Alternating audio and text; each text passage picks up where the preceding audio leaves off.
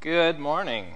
I am talking about the art of Node. If you've used Node more than fleetingly before, this is probably not a great talk for you. It's pretty introductory and there's not much code. It goes over a lot of concepts that make Node kind of troublesome for people. But hopefully you'll learn from it. I know people that have used Node before still learn from it, so thanks for coming. All right. And if any of the slides are hard to follow or just hard to see, you can follow along if you go to this URL, and it'll just move along with my slides. So I'll leave it there for a sec.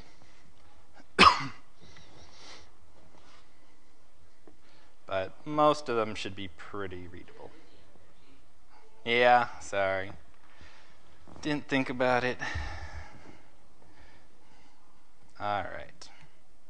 So about me, my name is James Greene again. Today is my birthday, so I'm here celebrating it by speaking with you guys. Woo! I could instead be at home with my wife and daughter, so, you know, I'm glad to be here. More of my daughter. So affiliations, I used to work for Thomson Reuters, which is a big global media company. I used to work in their legal research division making research apps for lawyers, which is actually a lot of fun.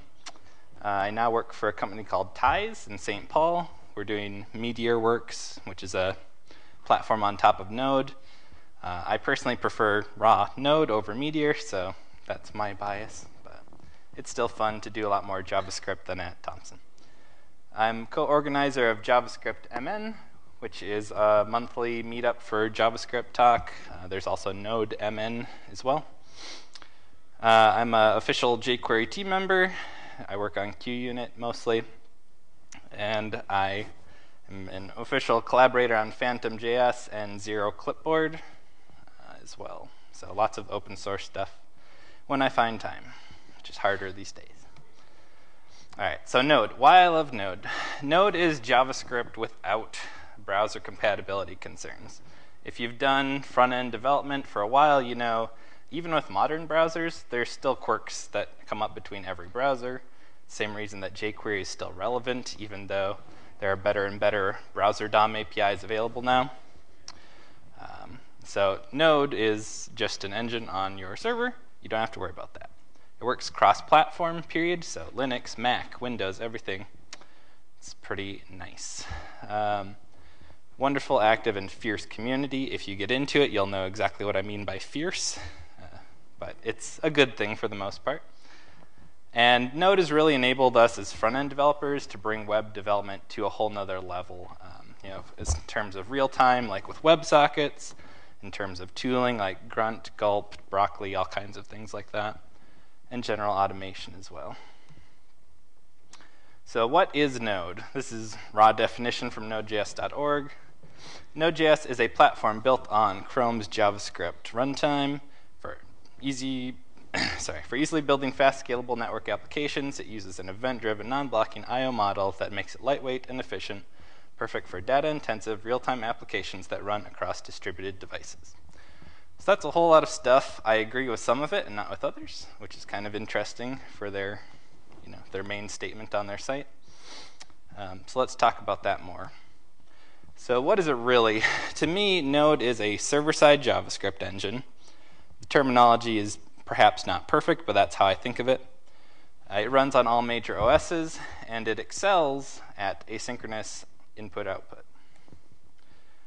So what is it not? It's not a web browser.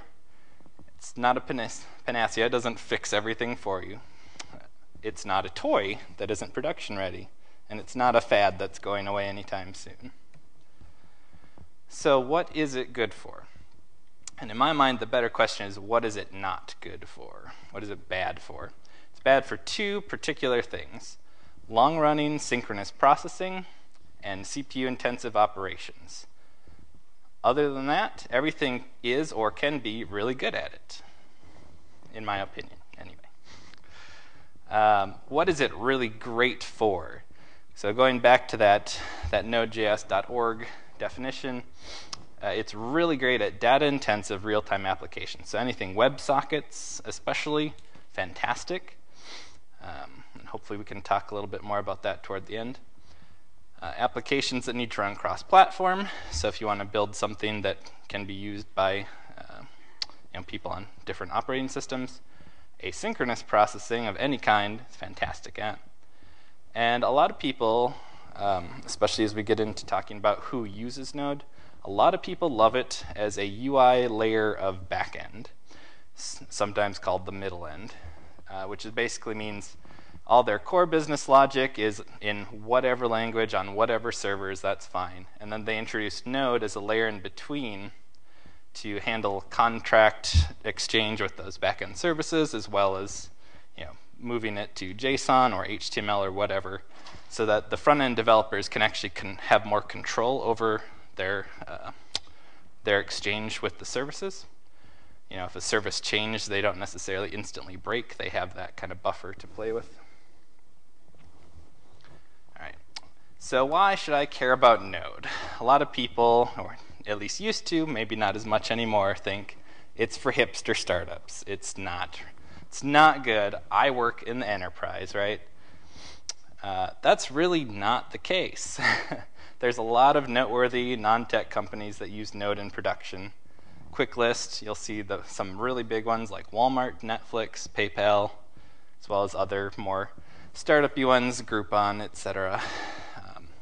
And if you look for Node in the news, you see it all the time. Companies switch over to it and they say, man, we had such a resounding success switching our PHP backend or whatever over to Node. And they all have different reasons why they really succeed with it, which you can get into if you want to look into it more. But I've not seen many failure stories compared to the success stories, which is encouraging. A lot of people are concerned with, can it scale for enterprise? Oh yes, it can. My favorite story about scale is Walmart. There was this really epic series of blog posts called Walmart's Node.js memory leak that the current Node.js project lead, TJ Fontaine, chronicled. You've got some links there. But basically the story was Walmart was trying to switch over to Node before Black Friday, and they found they had an 8 megabyte memory leak per day. And it's not much, but their architect is kind of a very detail-oriented person, and so he really wanted to figure out what it was. So he spent a bunch of his time trying to narrow it down, finally found it was related to connection disconnects. And so he went to the Node core team and said, look guys, I don't know what's happening. It's somewhere in the Node core code. Can you help me out? And the setup that they used to reproduce it was one Node.js process running on a single core VM, 3 megs of RAM, so pretty light. And they found there was a 4 byte memory leak per session disconnect. So those are really small numbers, which is, again, sounds kind of insignificant, but when you think about the math, 8 megs of memory leak a day divided by that 4 bytes per session disconnect is how many session disconnects? A whole lot, 2.1 million session disconnects being handled by a single node process. Now granted, some of this was under load, but the fact that it can do that is pretty crazy to me.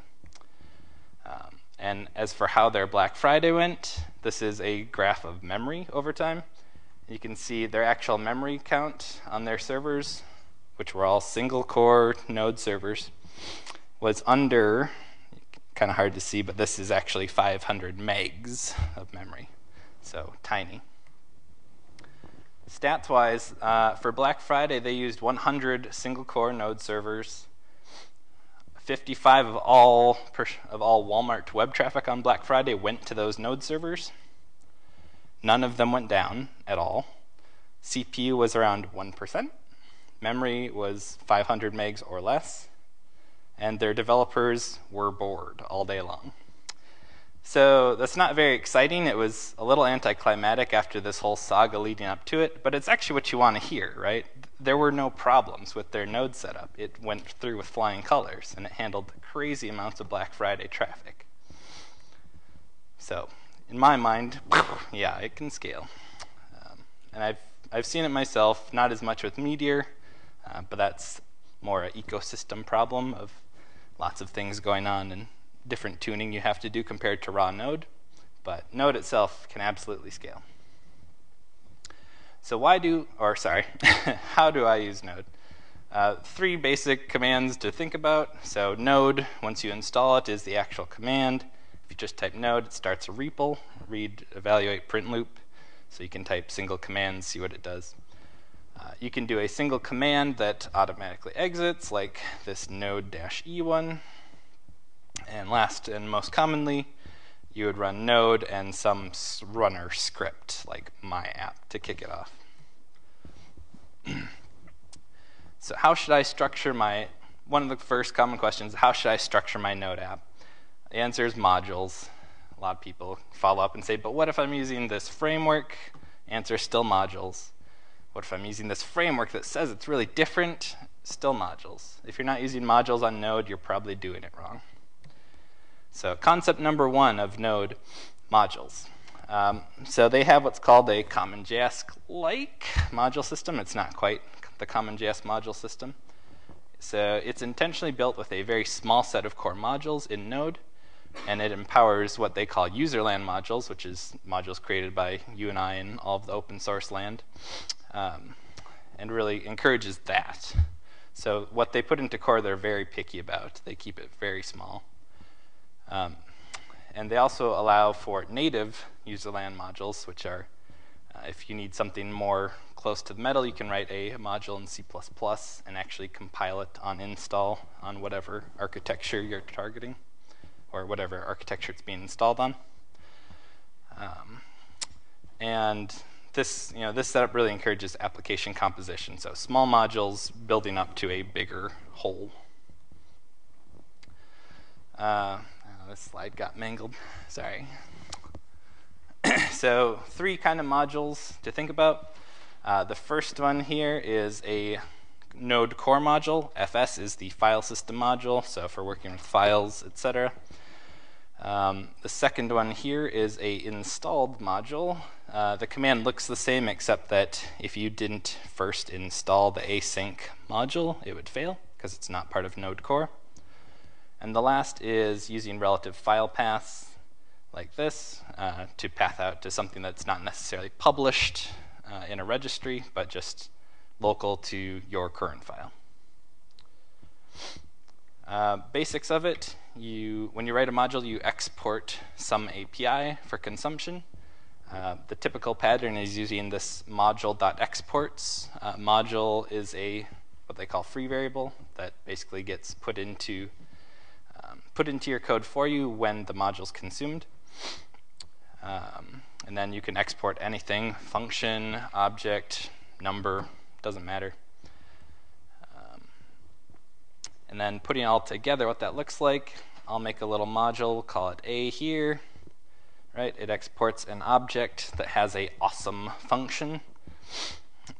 And then when I consume that module, in this case I'm using a relative path to get it, it returns that object, or an instance of it, as util in this case, and then I can go ahead and call the awesome function. Pretty straightforward. All right. So when it comes to Node, first of all, don't reinvent the wheel. Get familiar with what's available in Node core as far as modules, and also be sure to search through the userland ones. So where can I find userland modules? They're published to the NPM registry. You can search that online, or if you're comfortable with the command line, in the NPM tool on the command line as well. Sorry. So what is NPM? NPM is one of the 2 tools that comes with a Node install, Node and NPM. I like to think of it as the Node package manager, which makes more sense to me, but I believe its correct name is the Node package modules, which doesn't make much sense to me. But either which way, everybody just calls it NPM, so it really doesn't matter. How to use it? It has tons of commands. You can read the docs. I thought I'd added a link, but I didn't. Sorry. It's npmjs.org. Lots of commands. Most people don't need many of them, but it can do a lot. How do I use it? So this is command line scripts here. Like if I want to install a package called grunt CLI, I can do it as such, npm install. The -g makes it a global install, so it's available machine-wide. If I want to turn some directory I'm into a node app, I can do npm init, which creates a package.json file, which is kind of the driver of externally published modules. If I want to do a local install of another package, in this case grunt, I can do npm install grunt. If I add this save dev flag, it'll also update my package.json file to mark grunt as a developer dependency, so that when I'm building it locally, it knows it has to install grunt. If I'm installing it for production usage, it would not install grunt. So a little optimization there. And when you make a new module, you're all done with it, you can also sign up for a username on npm and publish it out to the world. You can also do private npm registries, but that's still a bit clunky. They're working on it now, is my understanding, to get it better.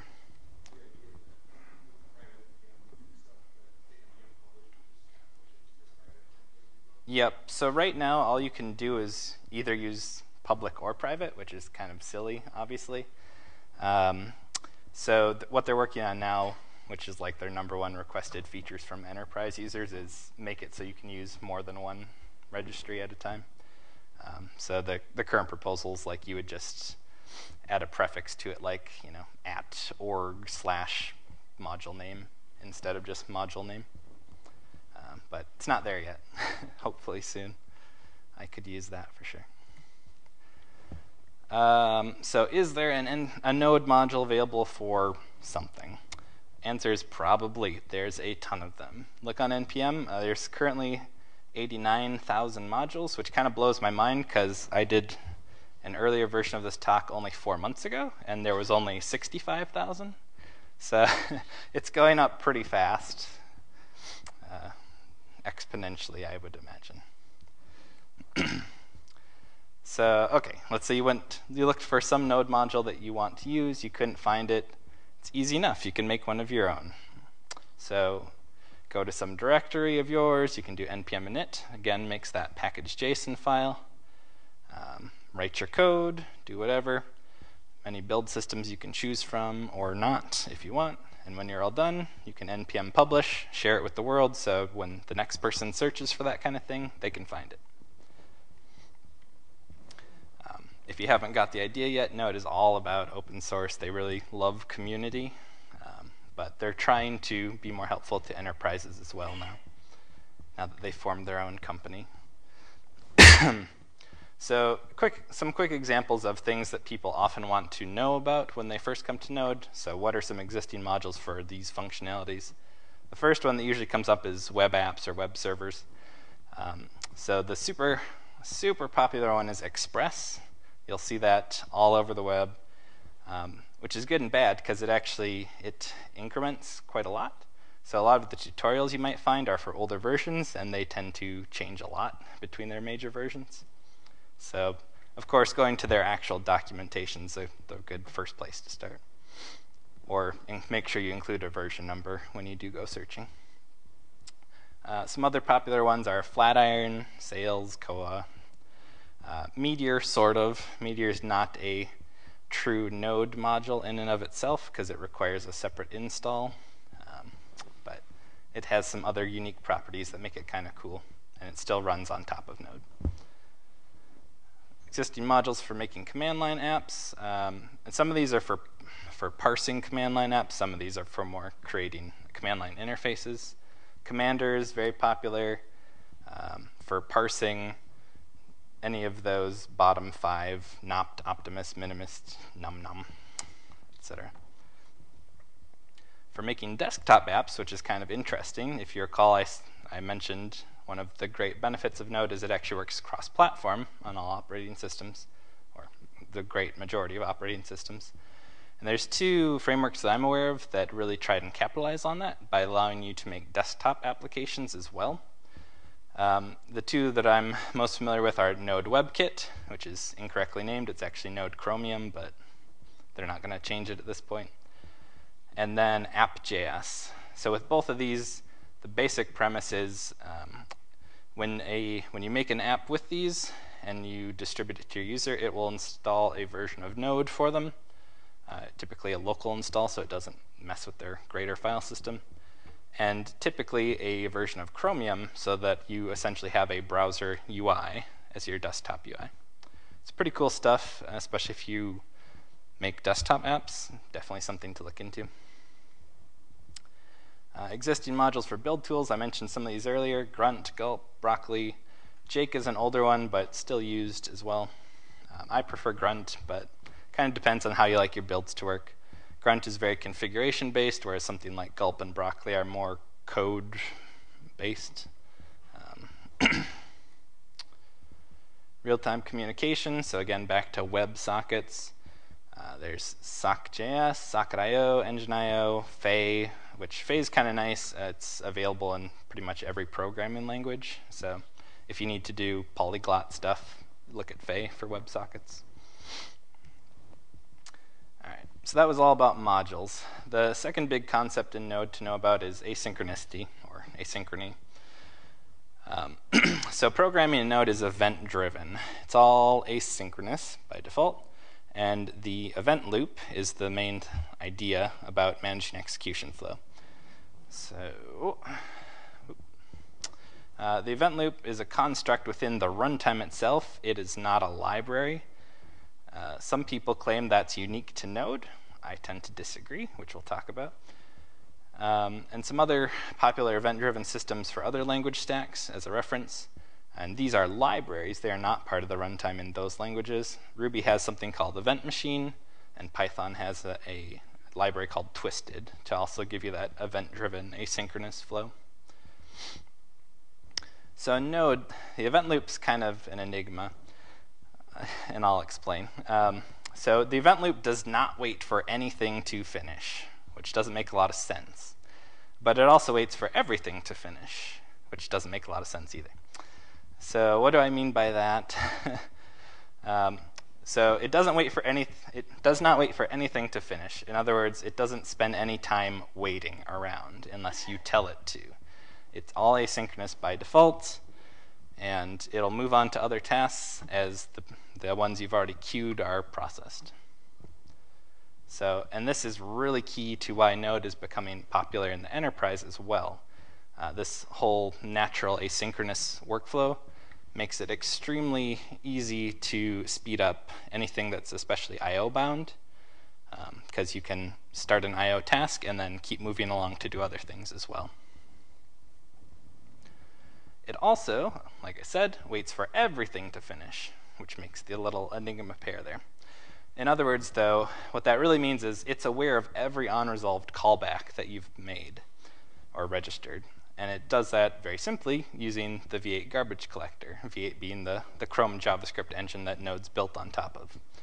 So just by keeping track of those memory references, it knows when it's done, even if it's not doing anything at the moment, and it's just waiting for some callback to happen. The process will not exit unless it errors until all callbacks have been resolved, which is really nice. So a quick look in practice, luckily easy to see.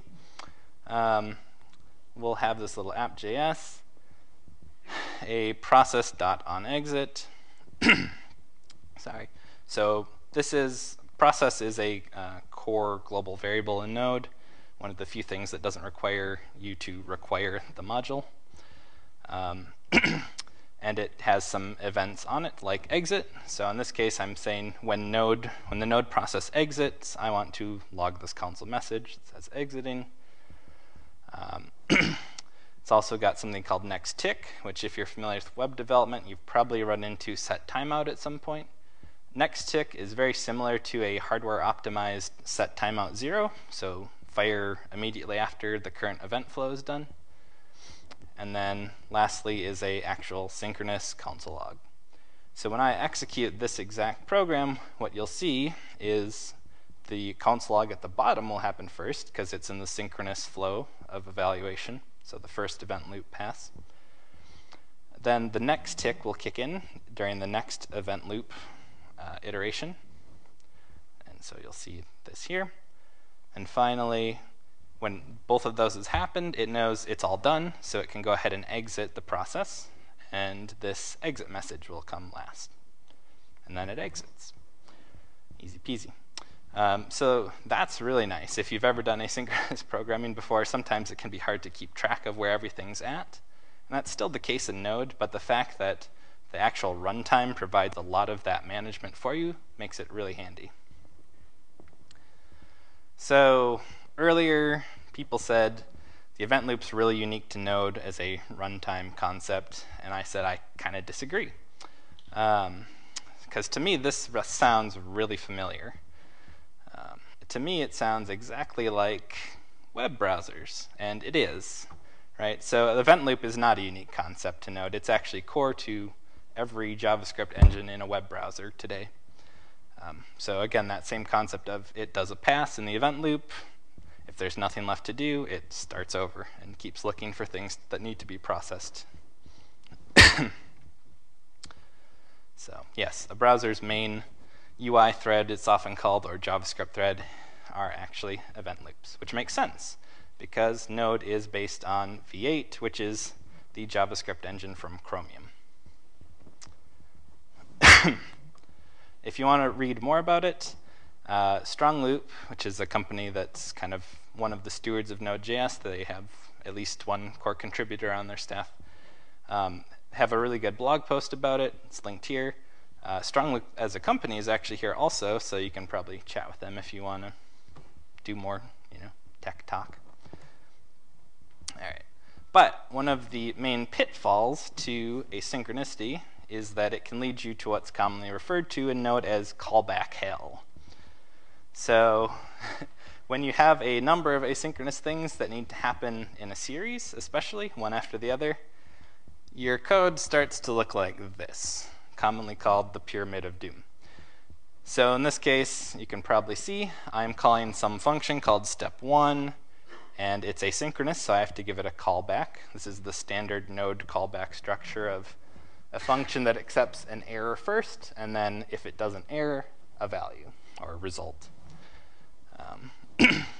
But yeah, if I want to pass those along and chain them one after the other serially, my asynchronous functions start to really make a mess, and it can go a lot deeper than this depending on what you're doing.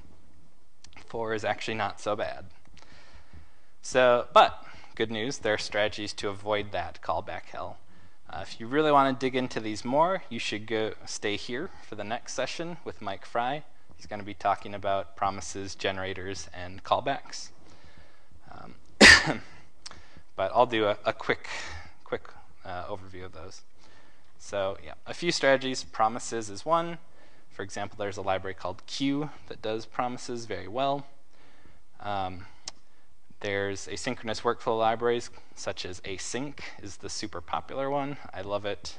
I actually prefer it over promises in most cases, which a lot of web devs prefer promises.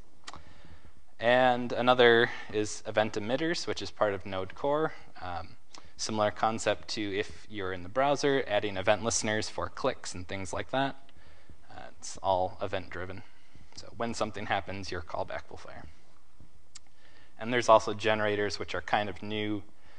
They're in the next version of the JavaScript language. But again, if you're interested in that, Mike will be talking about it in the next session. So some quick examples. This is a version of promises with the Q library. So basically, you have to turn your first thing into a promise. So I'll have to wrap my step 1 in some form, although Q provides some utilities for doing that as well to make it easier. And then the main thing with promises is this then chaining function.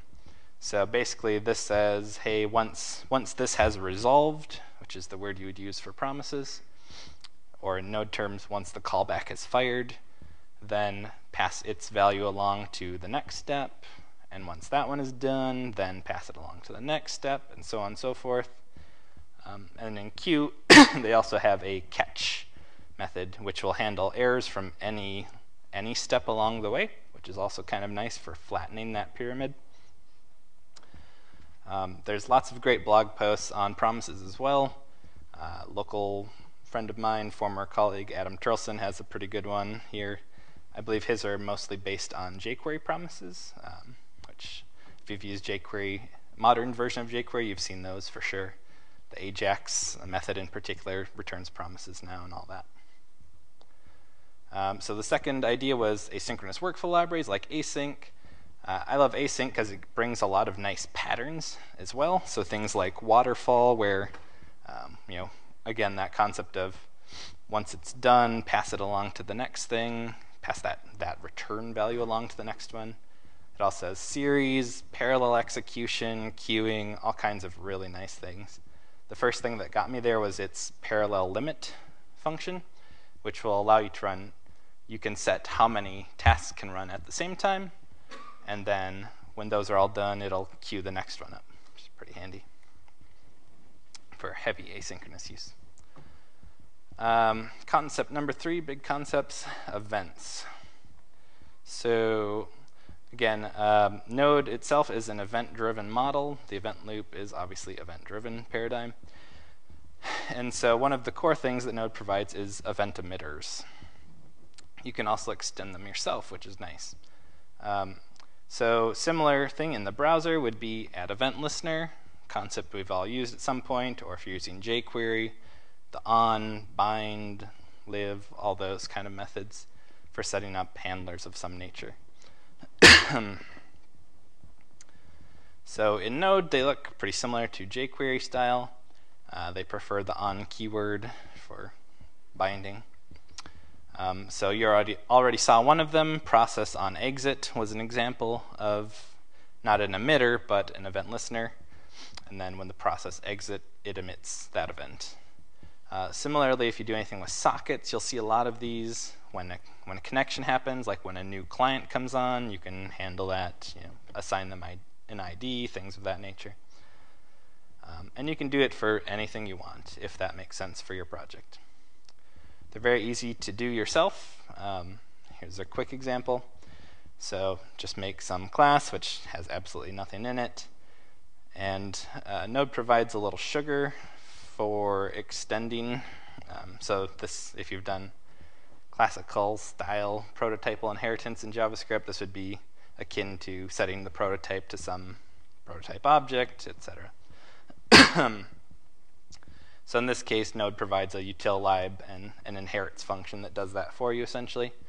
In this case, I'm saying, hey, you should also make my class a event emitter. So it makes the event emitter a prototype. And then once I've done that, I can make a new instance of my class, and I can just start adding event handlers, just like that. So on, again, is for binding the event listeners. So in this case, I've bound a ping event, and when a ping event is emitted to my instance, I emit a pong event. And I also set up a listener for pong, and when I get pong, it logs to the console, ping pong, and then in this case, I kick it all off with an actual emit. So emit is similar to, in browser terminology, trigger or dispatch is how you kick off an event emitter conversation, if you will. It's nothing too fancy to see, but if you want to see it, here's the actual code again, this time in Sublime, and the terminal version.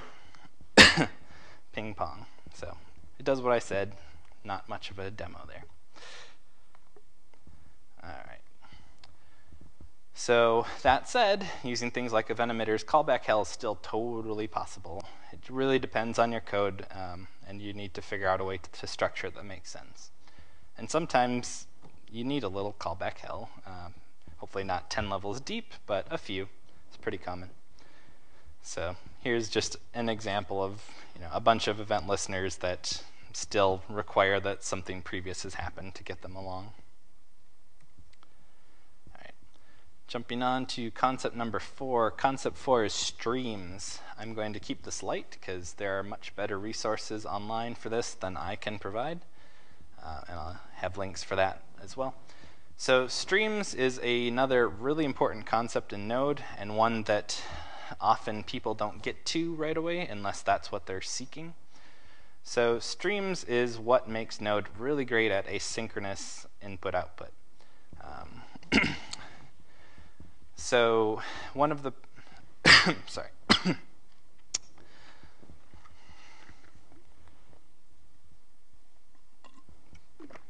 So if you start to rely on asynchronous APIs for I/O in Node, you're quickly going to find one problem, which is buffering. But there's also ways around that. And that way around it is streams, typically. So streams provides you a way to deal with partial data, for the most part, regardless of where it's coming from, which is handy. You can also write your own streams, so even if you're making a HTTP call, you can deal with that in chunks as it comes through as well. Very nice. And the stream interface provides some basic methods and events. It's another instance of an event emitter that you can use and extend as well. And like I said, you can create all your own. There's some base constructs to go off of, like a transform stream and so on. So one of the common async problems that people have, let's say I want to serve a file over HTTP. It's very easy with Node. One of the Node core modules is HTTP, which can create servers. This in and of itself actually makes Node very useful in my opinion, because if you think about pretty much any other programming language,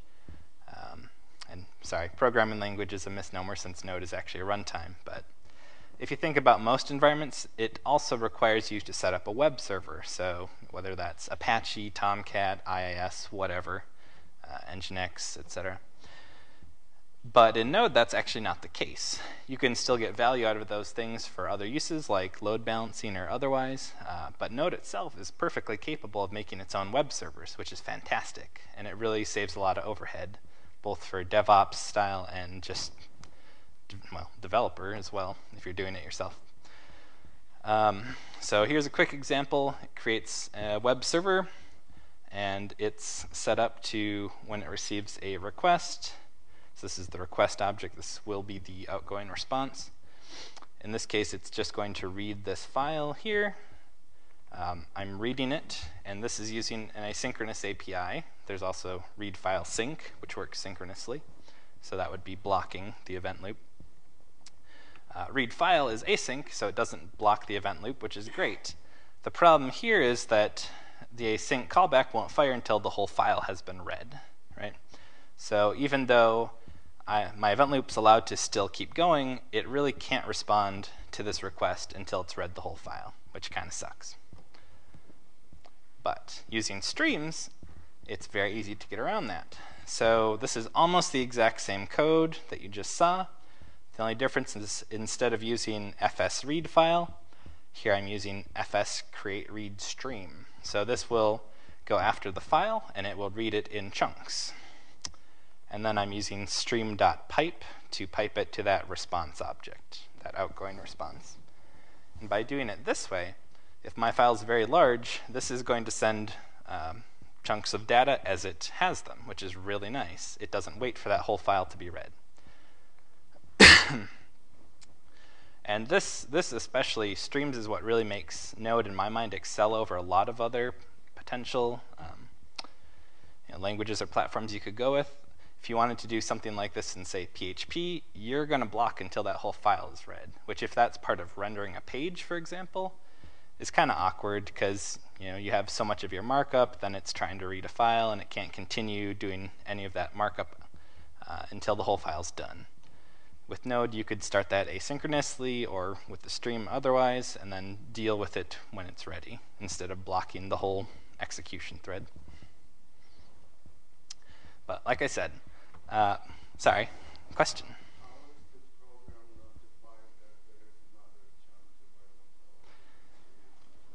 Right. So in this case, this was a pretty simple example using the file reader. The Streams API itself actually has quite a lot of methods. So in addition to using something like pipe, which just says when I receive a chunk, send it to this other stream, there's also all kinds of events you can listen to, whether that's readable, which tells you, hey, there's something ready to read. So I've received a chunk that you haven't read yet. You can use the old style API as well, which is just on data. So when I receive data, do something with it. There's quite a lot to the Streams API and actually several different ways you can use it.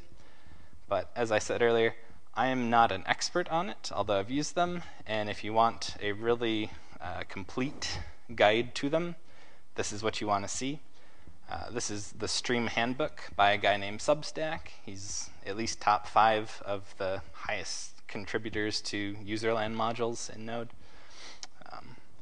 So he's done a really fantastic job. If you go to it, it explains in detail all the different facets of the Streams API.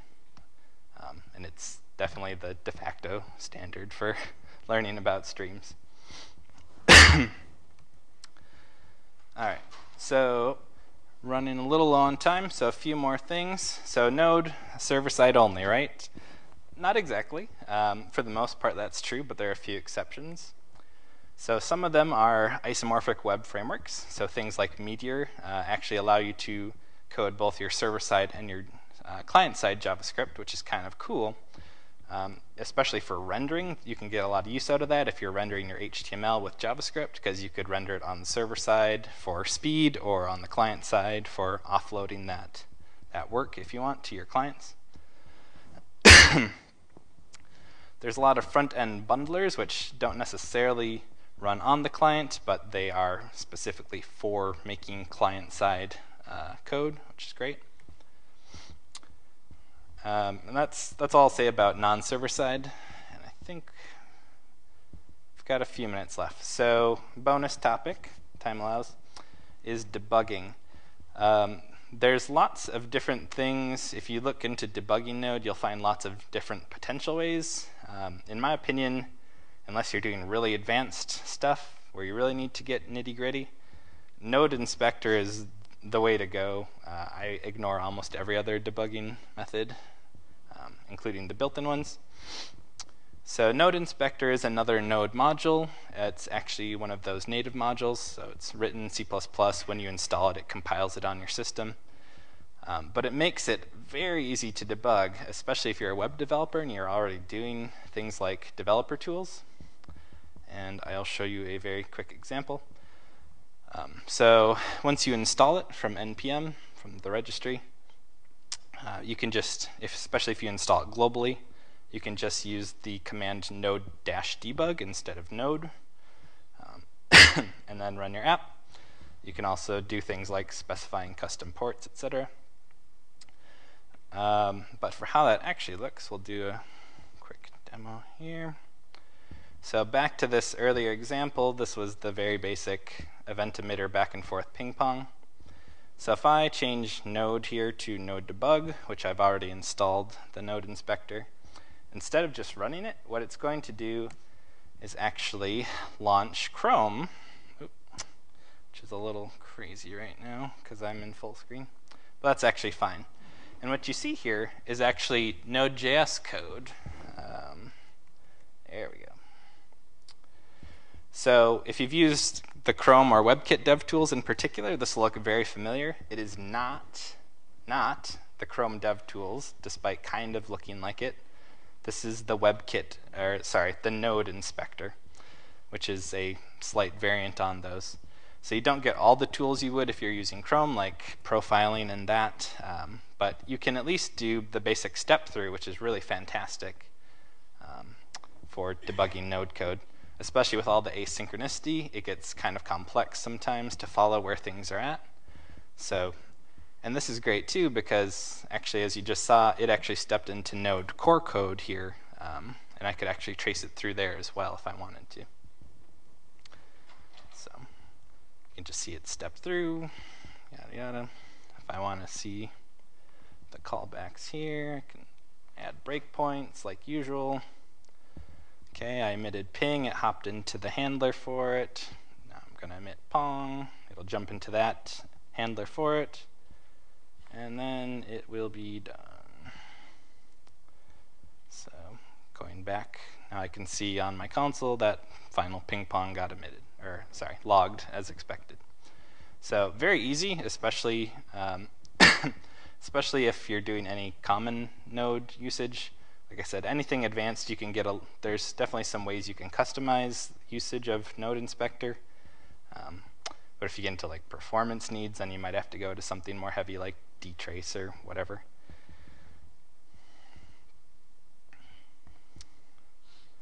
All right. Get back to my slides. Okay. For the locals here, there was actually a talk on using Node Inspector for debugging Node back in February at the Node meetup group. You can see a video for that here if you want. It also does some of the advanced usage like customizing ports.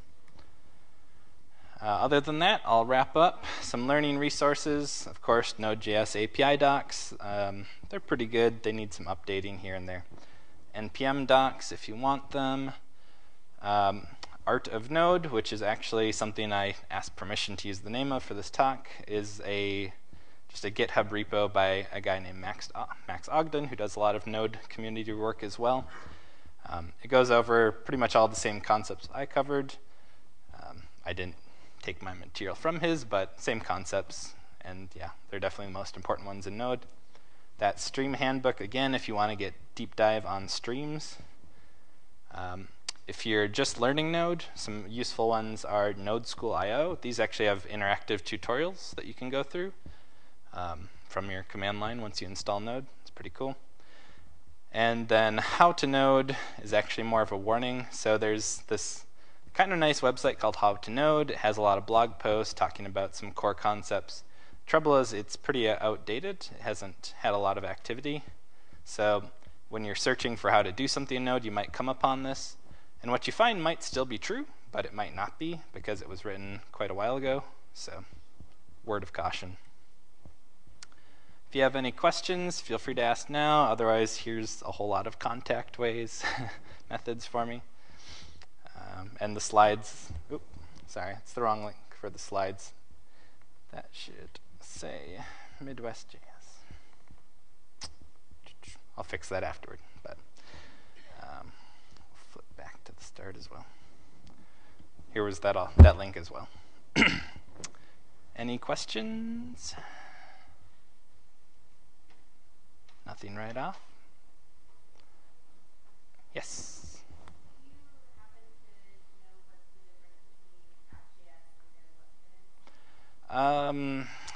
Not very intimately. I know Node WebKit is kind of unique from a technical standpoint, because the one thing that it does that others don't, including something like, I mentioned I work on Phantom.js, which is a headless browser, and we're interested in making that an actual Node, part of Node, like a Node executable, rather than a C++ executable in this case. And Node WebKit is doing something that we thought couldn't be done, which is they actually share the JavaScript engine between Node and their browser instance, which is pretty handy. The trouble with not doing that is that then you have two event loops, which aren't necessarily in sync, so you actually have to block and wait for the other one to respond a lot of the time. So it's not great performance-wise. So from a technical standpoint, Node WebKit has solved that. From a actual what's the usage difference? I believe app.js is more, they provide an actual like framework, so an API on top of it, whereas I believe Node WebKit's more like make a web page, we'll make it run as a desktop app everywhere. I could be wrong, but I believe that's the case. Anyone else? Other questions? Nothing offhand? All right. Well, thanks for coming. We're done a minute early, maybe.